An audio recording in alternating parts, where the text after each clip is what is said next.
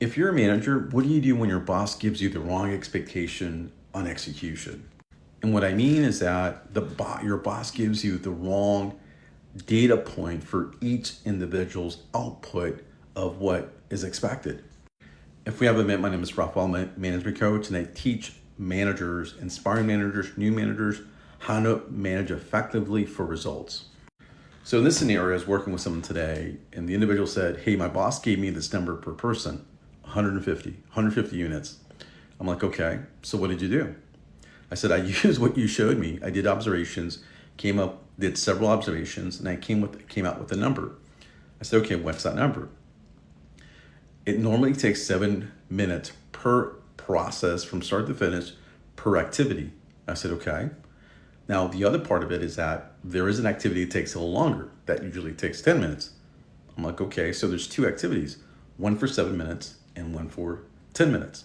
Okay, fairly simple. But then the conversation, that doesn't equate to 150. That equates only to like 60 units per 8 hours. I say, okay, we did the math. That's close to it. I said, okay, so what's the delta? The delta is that my boss is expecting 150 per unit per person per 8 hours. And when I do the observation, it only comes out to about 60 units per individual per 8 hours. So my question was, how did your boss come up with that number? The person doesn't know. All they had a conversation about is her boss telling her that this is the number. I said, okay. Nonetheless, that happens. Now you have the process, you determine your activities, you determine the observations, you have data points to know what exactly it is that you can accomplish. The only question I have, one is it truly 8 hours, or are you taking breaks? Because if you take breaks, you're gonna be committing to work that you're not gonna have time for. So we had to recalculate that and take out the actual breaks and lunches and what the process had, because the one thing you have to be realistic about is the time you're actually working. Fair enough. Okay, we did that. So the number comes out to 60 units per individual, not 150. So the leader did her due diligence. She did the observations. She came up with numbers.